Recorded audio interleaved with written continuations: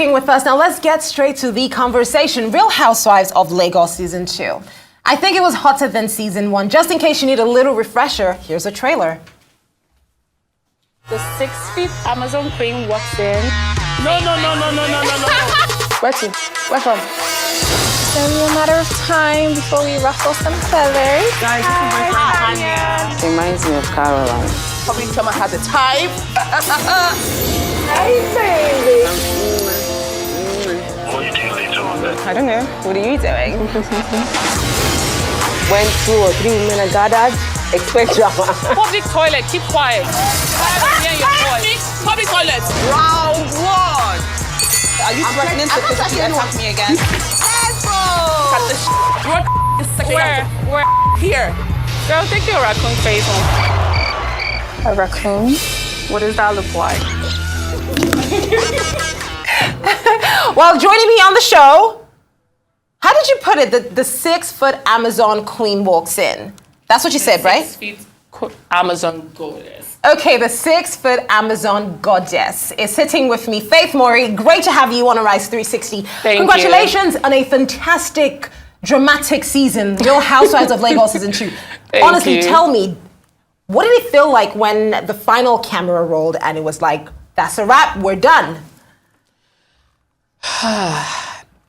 First of all, I'm a popular loner, so it was kind of difficult. Even the first, if you notice my first diary section, I was making a lot of mistakes because I had to remember it happened in past tense. I have to also remember incidents that happened. I have to also say it in chronicle order, right? So the last day, it was kind of like, finally I get to spend time with my son, uninterrupted. So yes, it was fulfilling. I was happy I stuck in there all through. I was also happy that, myself, my discipline, I've actually taught myself over 7 years actually came through for me. Oh, because was it tested? Was it tested at several points? Honey, you don't need, like literally from the first episode through to episode 12. Yeah.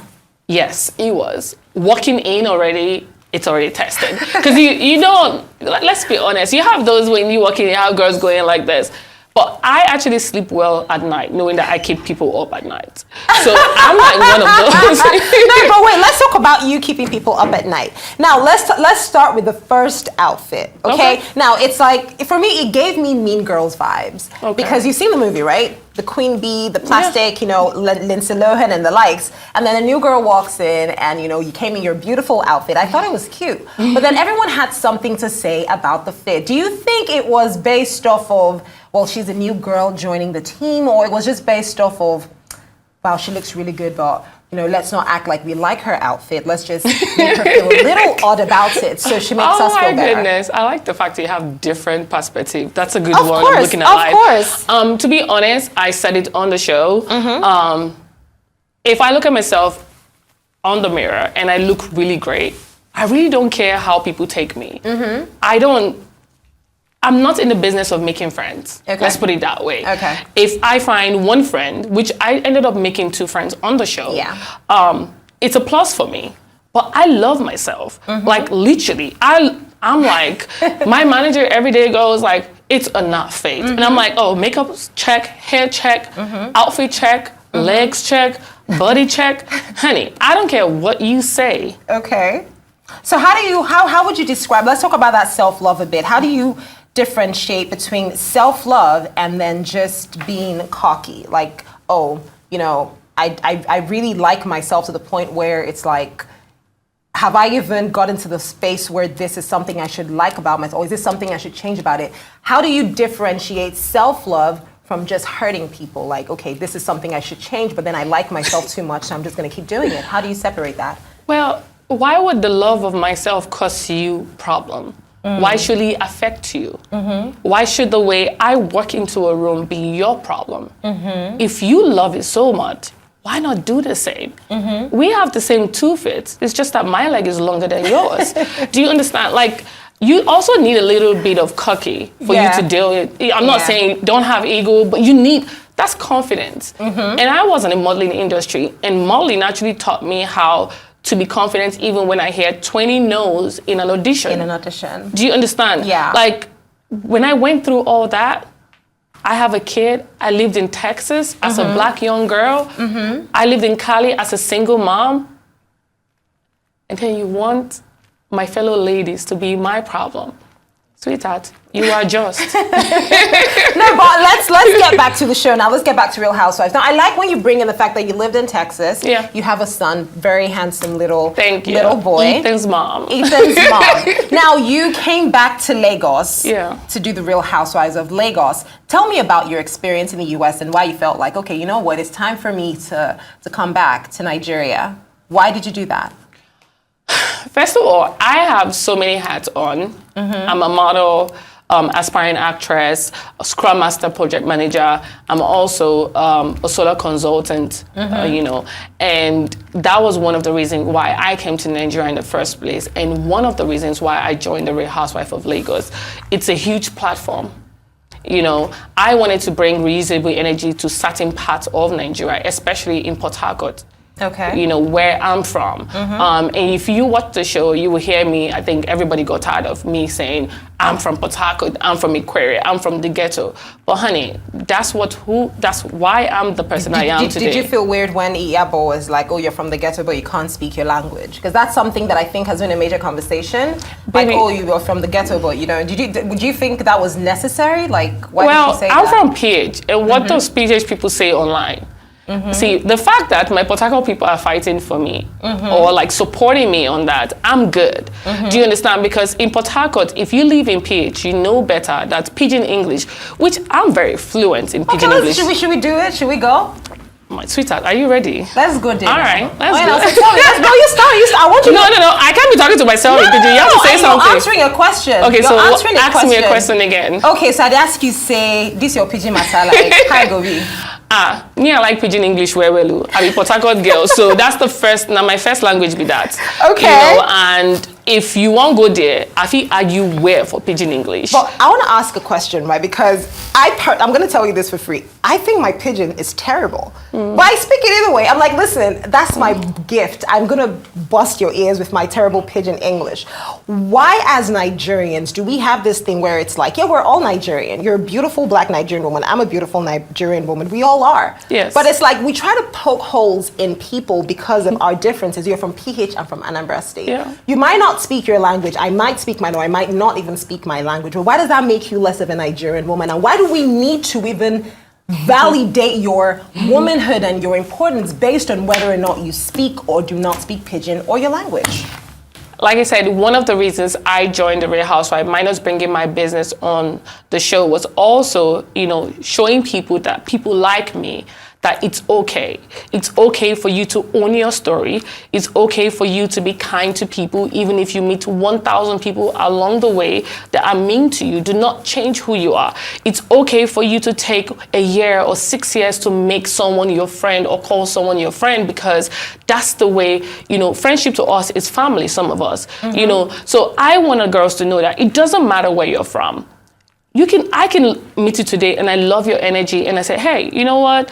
I'm very bad with making friends, because friends to me are like family. So if I'm your friend or you're my friend, you're coming home to my son. I'm a single mom, remember that. My home is my sanctuary. So, you know, so at the end of the day, I don't understand why, you know, people, that's insecurity. Because why are you comparing? What is insecurity now, the comparison? Yeah, why are you comparing, trying to differentiate the both of us? Why are you going, oh, you're from Anambra, you have to stay here. I'm from Port Harcourt, you have to stay here. I'm from Yoruba, you have to stay here. We are all women. Why are we fighting Caucasians overseas about discrimination? If we're doing the same thing back home. Back home. Do you understand? Like literally, we both know the minute we walk into a restaurant or like a party or whatever, girls be going, her outfit is nice, but why she wear that shoe, that dress? Oh my God, the makeup is this. There have to be something wrong with it. But it starts from somewhere. And here's the thing I'm going to say, because again, I don't know any of the housemates personally, but I do know their individual profiles. You know, I know who you are. I know that you have your fashion line. You know, you came back and you're a beautiful businesswoman. Thank I know you. Chioma's a fantastic lawyer. Yeah. I know Iyabo is a strong woman when it comes to advocacy, fighting for people. So these are all Laura as well. I've had her on the show. Fantastic. What she's doing with Laura Beauty at 9 months pregnant. Amazing. Like literally Iron Man business. These are all in the powerful women. Tiana, honey. Tiana, I'm sorry. I don't have a lot of time. But again, everybody on the show is fantastic in their own right. So again, I want to understand why you feel like it was an insecurity thing. Because if I had Laura on this chair, she's going to tell me the same thing. So do you think sometimes it comes back to us like, is it really insecurity? Because why are you what is the reason for the insecurity? Well, I don't have a problem with anybody. If you decide to put a mask on, a masquerade on, act like a fool right in front of me, if you watch the show, that's your business. I'm just gonna sit down there and watch you be a fool. Do you understand? If that makes you comfortable, that's you. So I don't know. You have to ask those folks that got a problem with some of us because I don't have that problem. Because you have no issue like that with anyone. You never looked at anyone funny and felt like, why is she looking like that? Baby, you gotta watch the show. I did. I'm just asking. Anyway, let me get specific since we want to go there. Let's talk about your relationship with Tanya. Okay. What was that like for you? Why did you feel like, she was just not being who she claims to be?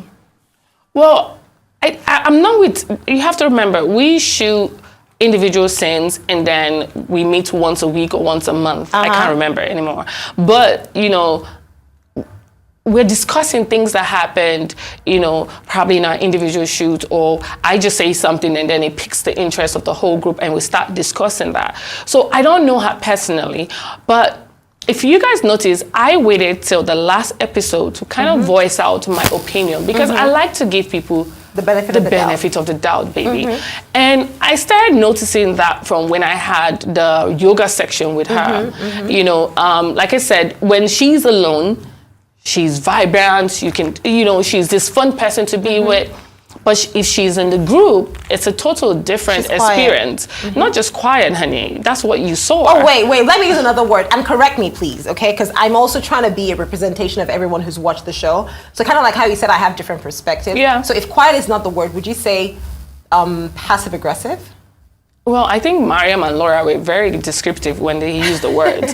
So, but again, I'm for the people. I wouldn't want to use my description. Well, but anyway, keep going. Let me let you land. That's her own thing. But when we had that conversation, the part you guys didn't hear, she made it seem like we had this long conversation. I called her, we spoke for hours, or we actually were sitting down in Zaza for 1 hour. You literally just told me, hey, this guy you've known for 5 years, why are you? And I'm like, 5 what? That was the first time I was hearing that conversation. I was like, baby, it wasn't even up to 3 months at that time. So I said, what 5, how? And then she started saying certain things. Well, for me, like I said, I don't like spilling. That's between them. That's that, And I was like, I don't know this person. And the only reason I'm having this conversation with you is because I've had the conversation with him and I wanted to know what the problem was. And I really don't have a problem with him, but he has a problem with me. Yeah. But because he doesn't mean anything to me, I don't have to waste my time on that. And honey, baby, there's always that. So looking back on the show now, because we literally, if we were to cover every single moment, we probably would spend like 5 hours. Trust me, a whole day. A whole day, because there's so many parts. But you lot. talked about meaning something to you. Off the back of the show, are there people that you would say mean something to you on the show? I'll say Laura and Tiana, to be honest. Tell me about that. Well, see, Laura has always been someone, even before I met in person, I didn't even know Laura was a huge influencer in Nigeria. I didn't know who Laura was. But this was at the time you guys had just met 5 years ago. Yes, we never met physically. You guys met on Instagram? On Instagram. Most of my friends, I meet them on social media. Because like I said, I'm very bad with it. How many jobs do I have? Also, I'm a single mom. I don't have that much time to associate with other people. And even if I do, I always have that problem when I walk into a room, people are already going, Okay, so who is that? You know, so I end up not even trying because each time I go out, I get new enemies. That's what I say. But for Laura has been someone that, you know, if you post a picture, you always have that one person that like, oh my God, fire. You know, that's Laura. That's her. You know, and she's like, oh, babe, I love that stuff. She's not that one person that if she sees something she likes, she's going to talk shit about it. I'm not supposed to say that. Say that. But she's going to say bad stuff about it. You know, she'll be like, oh, babe, I like that. Where did you get that from? So do you like her just because she gasses you up? Or no, I like her because she's honest. Okay. She's someone that, like I said, if you walk into a room, I'm like, oh my God, that girl is tall and pretty. Oh, I love that pants. That's Laura for you. Not, in my mind, I know I love the pants, but I'm like, but do you have to pair that with the, like, do She's you understand? just a positive person. She's just a positive person. And for Tiana is someone that always wants to talk about making money. And sweetheart, I already said it before the show started. I love money, honey. You love money and you like all the opportunities to make it. Yes, I have a son that loves luxury. I love luxury also. Okay. So I have to make money. So, and she's very big on family. And that, for me, if you watched, my family is my number one fan, my number one everything. The reason why you hardly see me gossiping is because I literally have my younger brother at home that when I get back home to, you can just tell everything. I don't have to worry about it coming on the blog. I don't have to worry about, you know. That's valid. That is a very valid point. Before I let you go, Faith, I want us to talk about Dr. RHOL for a minute. What are your thoughts on Dr. RHOL, for real? I'm curious. Who is that? Okay. Well, that's all I needed to know. Okay. Second question before I let you go. Miriam. Okay. What are your thoughts on Miriam? What are you trying to get? No, I just want, again, we talked about the people you cared about, and I could see the passion and enthusiasm, but it was a show. And there is going to be season 3. And if we learned anything from season 1 is, you got to know these things. We really got to. So Dr. RHOL, it's done, it's dusted. I'm glad you said what she said. You've said it. Who is that? So we're just gonna move past that because for Faith there's no him. But Miriam, it's the end of the show. You know, who's married to you? Obviously, Miriam is not my friend, but I feel like. But as a person, because everyone has to be your friend for you to just think that they have valuable qualities. Well, not that, but you have to pay attention to people for you to see their qualities, correct? Yes. I never got that opportunity to do so. Okay. So I can't tell you anything about them because, like you see on the show, it was always something or the other. Yeah. So so for every other person, she's like, so we don't go through. So for Chioma, for Iyabo, for Tanya, would you say that you were not also paying as much attention to get to know if they have qualities that you admire? I didn't pay attention because, and I think the feeling was mutual though. Okay. Well, Faith, again, I think that the most important thing about reality TV is the moment you start trying to be anybody but yourself, you're going to stumble. Yes, sweetheart. You're going to stumble. And I appreciate you 1,000% for just sticking to your guns and being Faith Morey. You're not trying to be anybody else and you're unapologetic about that. Oh, sweetheart. And that's essential. Well, ladies and gentlemen, Faith Morey, thank you so much for joining me on the show. You Congratulations. I hope to see you in season 3. Fingers crossed, more drama.